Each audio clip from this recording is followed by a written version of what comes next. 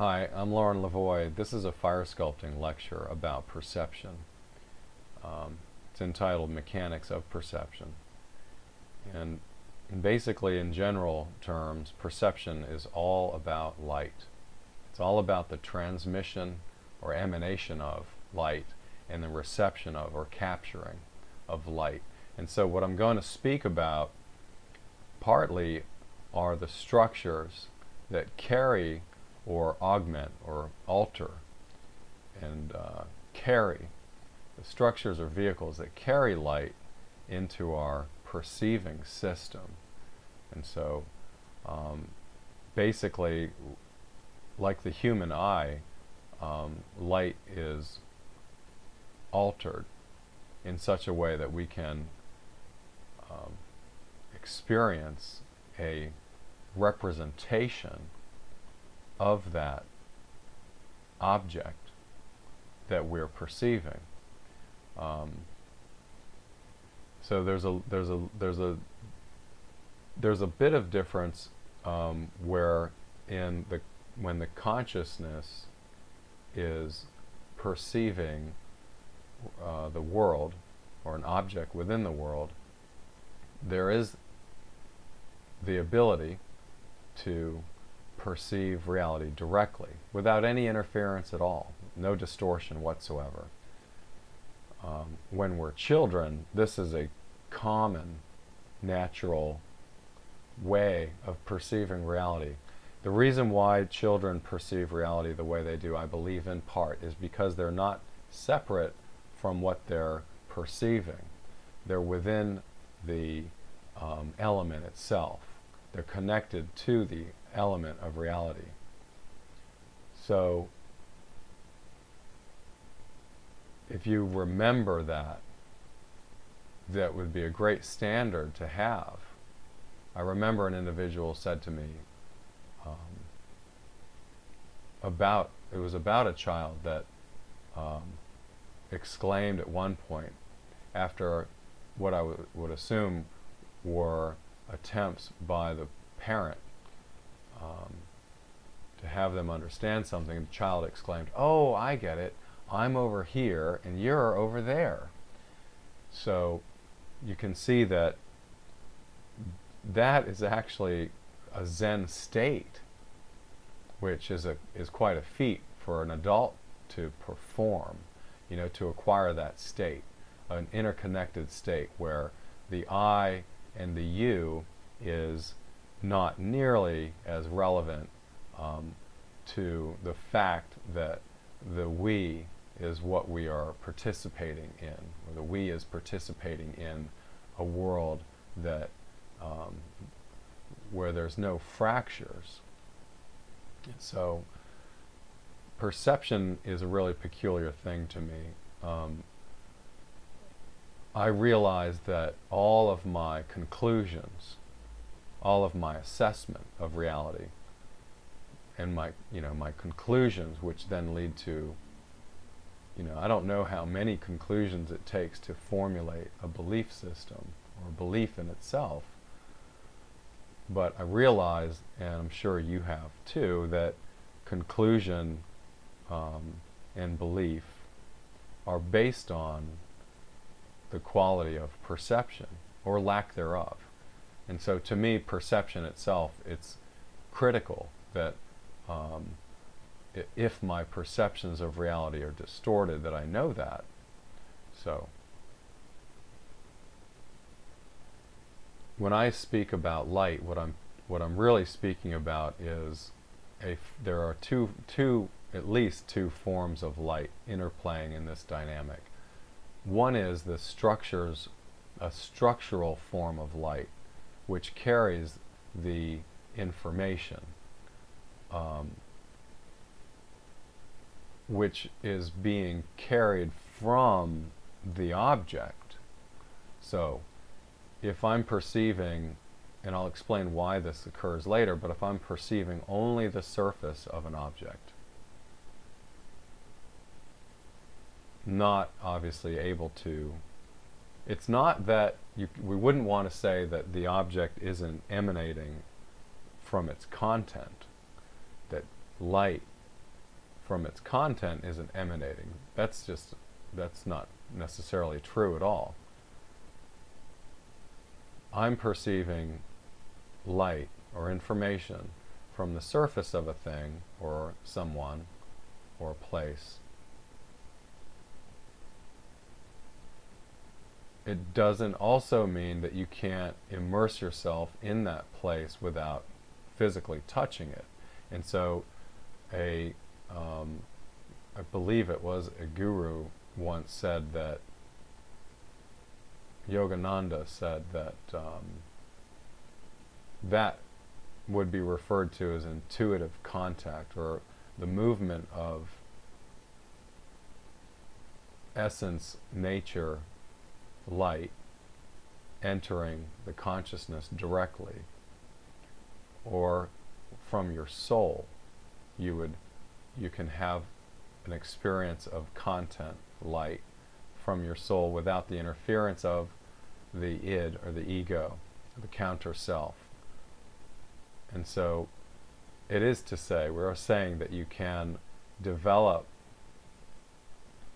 a way of perceiving reality where, so as I'm saying this, I really want to stress that perception is also the movement of your consciousness, your spiritual self. It can be moving from your physical nature.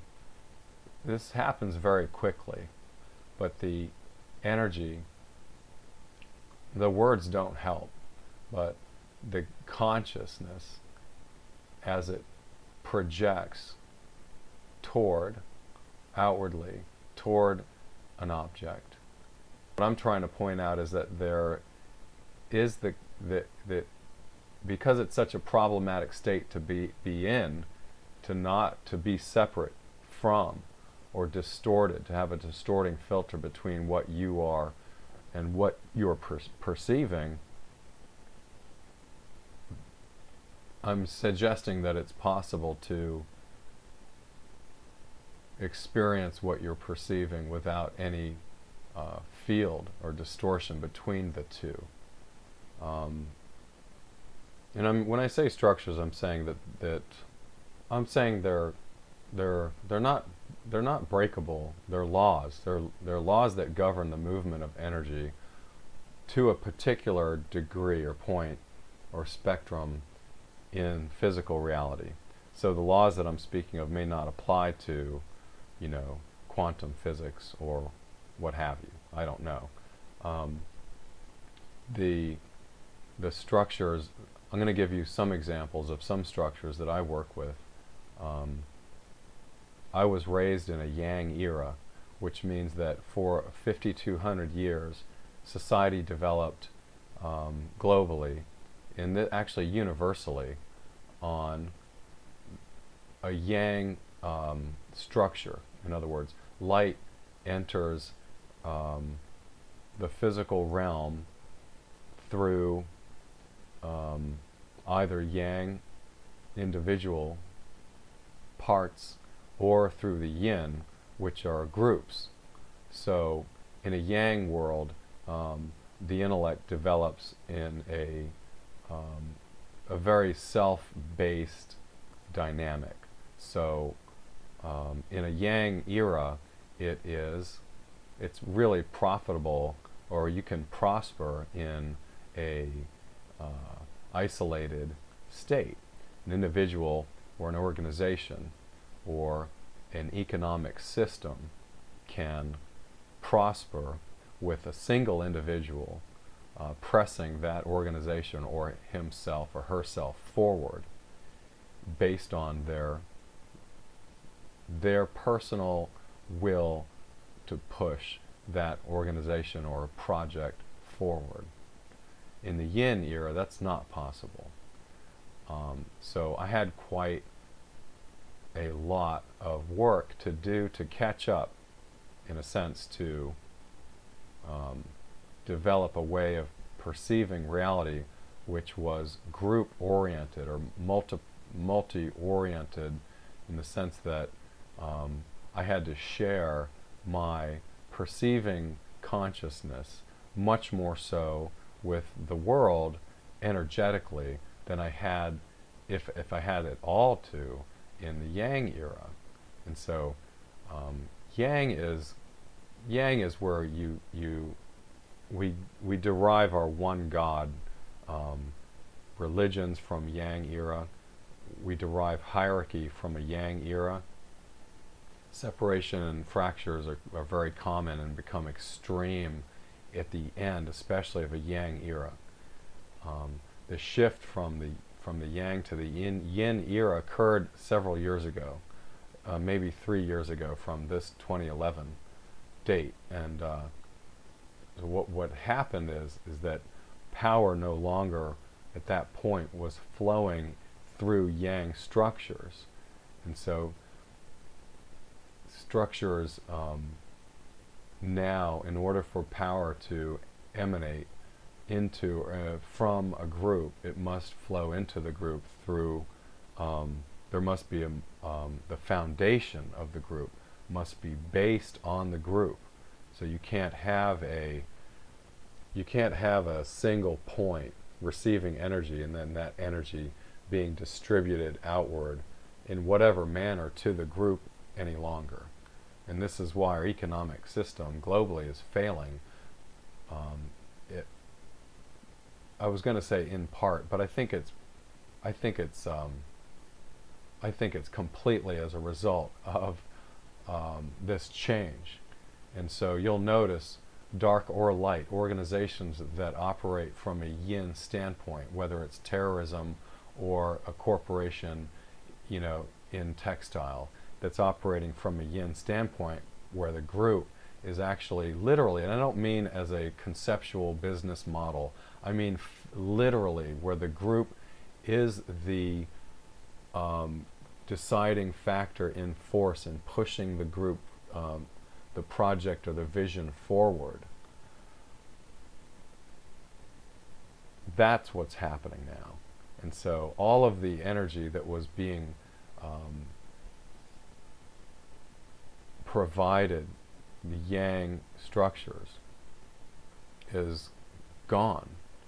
And so if your structure, regardless of the nature or the field of practice that structure is engaged in, if it's built on a Yang foundation, it will not succeed.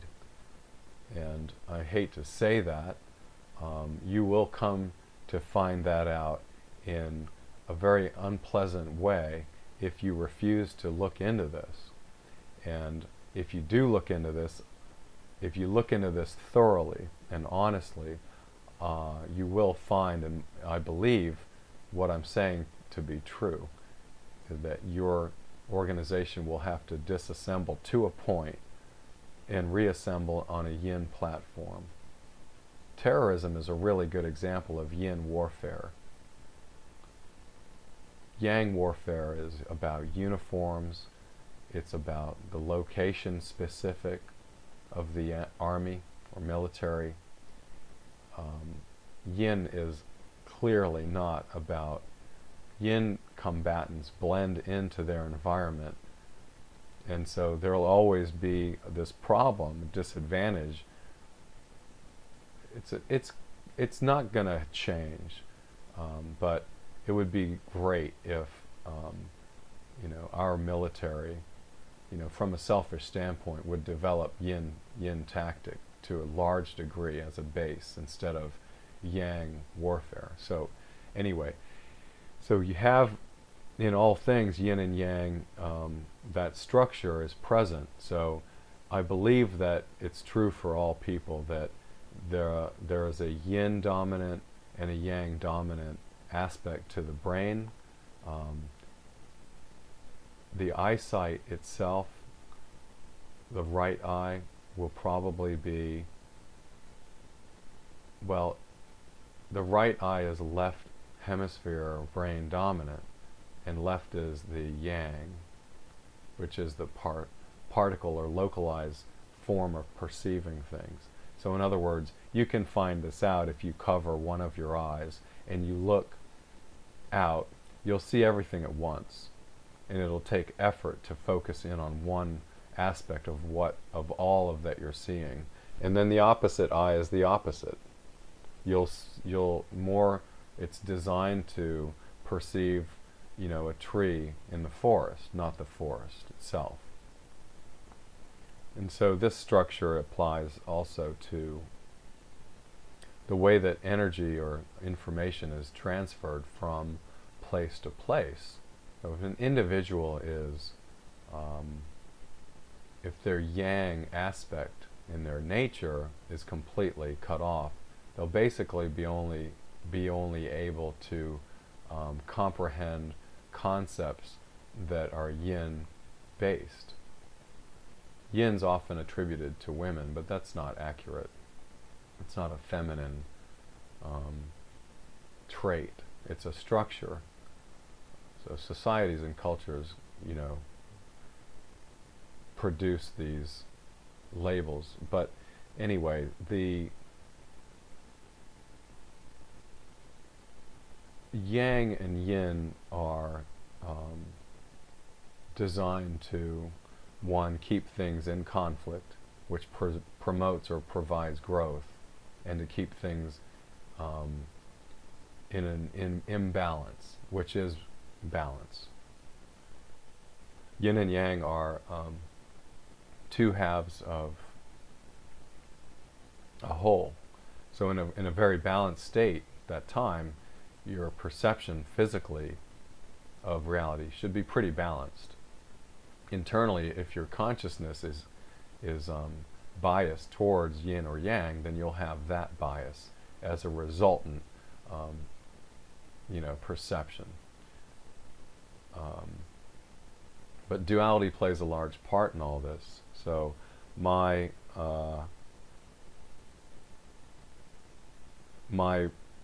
I've made reference to, we could say that if I perceive superiority and I perceive inferiority, a balanced or complete, not balanced, but a complete whole version of those two illusionary states would be equality. And so that principle governs most form of perception. And so the one thing that I have to say at this point is that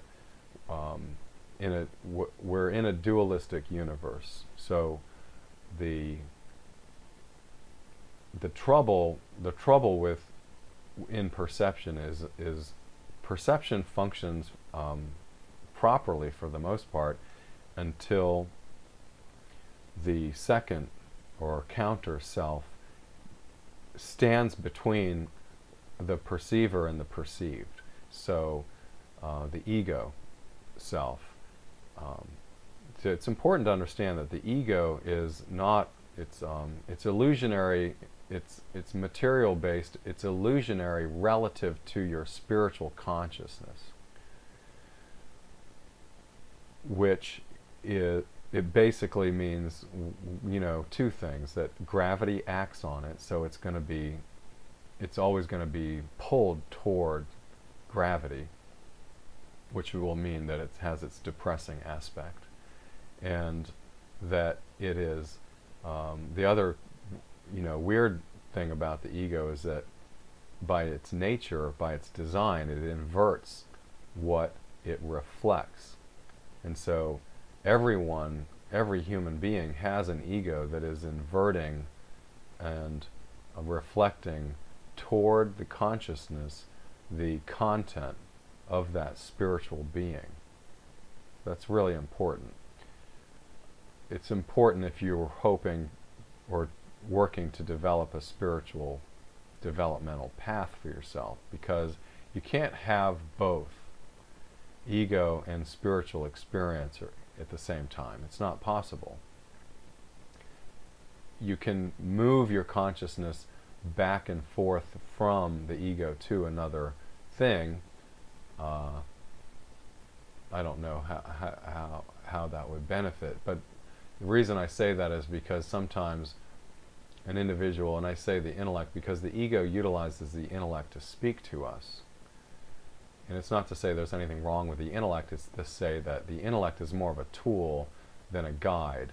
And I will tell you that you do not want to be following your ego in a dualistic environment where illusion can actually displace a human, a human life from its intended path.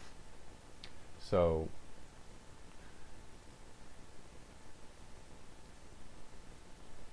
when the ego speaks, it doesn't really matter what the ego says if your belief system is counter to the inverted renditions of your true self. So if the ego is speaking, falsehoods, and you suffer from those impressions as a result of your ignorance of your true nature, true self, true worth, and all this, then you'll have trouble, and it's an indication that you need to, do some work.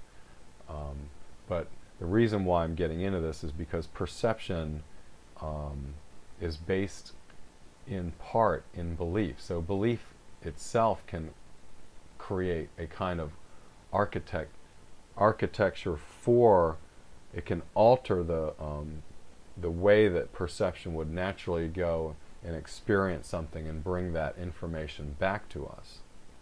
So the idea is to, let's just say you do the work to find out if what I'm about to tell you is true or not.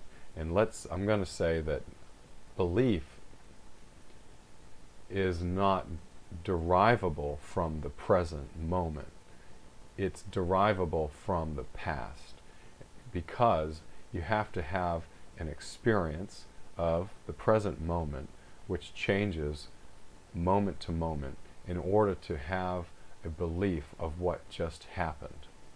And so you don't know what I'm about to say next. So any image or idea or concept about what I'm about to say next is a complete illusion. Doesn't mean that you can't predict what I'm basically going to say based on what I have said. But that's not what I'm talking about. In your experience of reality, if you want to live in adventure, if you want to have the most impactful, grand experience of this world, you can only do that if you're willing to sacrifice your experiences of this world and let them go to the point where you can experience reality as it is, without any distortion from knowledge interfering. It's one of the reasons people take vacations. It's a game we play with ourselves because we're not really willing to let everything go until we're on the plane. And then when we arrive at that place, most places are very similar to places around our home, but we see all these new things because we're actually open. And this is a state that I hope that you can achieve if you haven't already. And one of the ways is to burn your belief system. If you can't do it, if there's a reflex not to, you have to then find out what your belief system, how it serves you, and what justification you'd have to retain it as a filtering mechanism between your consciousness and reality as you're attempting to perceive it accurately.